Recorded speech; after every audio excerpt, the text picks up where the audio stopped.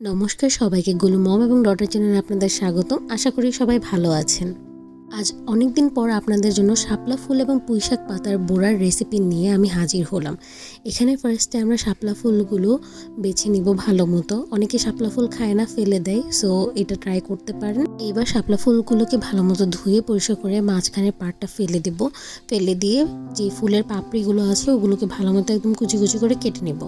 এখানে আমরা এক মুঠো পুঁইশাক পাতা সাথে করে নিয়ে নিয়েছি, পেঁয়াজ, মরিচ এবং শাপলা ফুলটা কুচি করে নিয়েছি।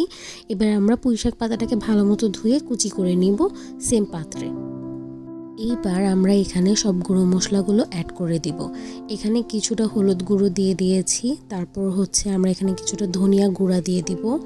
এরপর অল্প একটুখানি আদা রসুন বাটা দিয়ে দিব। তারপর স্বাদ মতো লবণ দিয়ে কিছুটা চালের গুঁড়া এবং কিছুটা আটা দিয়ে দিব। 2 চামচ আটা দিয়েছি এবং 2 চামচের মতো চালের গুঁড়া দিয়ে দিয়েছি। ভালো মতো দিয়ে তারপর এটাকে ভালো মতো মাখিয়ে নেব।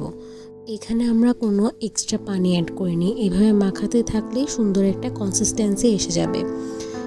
দেখেন মাখানোর পর এরকম দেখা যাবে। এবার আমরা একটি কড়াইয়ের মধ্যে তেল ভালো মতো গরম করে নেব। তেলটা যখন ভালো মতো গরম হয়ে আসবে আমরা এরকম ছোট ছোট বড়া বানিয়ে তেলের মধ্যে ছেড়ে দেব। তারপর উল্টে পাল্টে সুন্দর করে লাল লাল করে ভেজে নেব। ঠিক এইভাবে ভাজা হতে কিছুটা দেরি হবে, 5 থেকে 10 মিনিট লাগবে এবং আমরা মিডিয়াম ফ্লেমে ভাজবো যেন ভিতরটা ভালো মতো সিদ্ধ হয়ে যায়। বড়াগুলো খেতে খুবই সুস্বাদু হয়েছিল এবং খুবই ক্রাঞ্চি হয়েছিল, যেহেতু এটার মধ্যে আমরা চালের আটা দিয়েছিলাম। দেখতেই পাচ্ছেন কি সুন্দর ভিতরে কুক হয়েছে। আমাদের চ্যানেলটা লাইক, কমেন্ট এবং শেয়ার করবেন, আমাদের পাশে থাকবেন। Bye bye.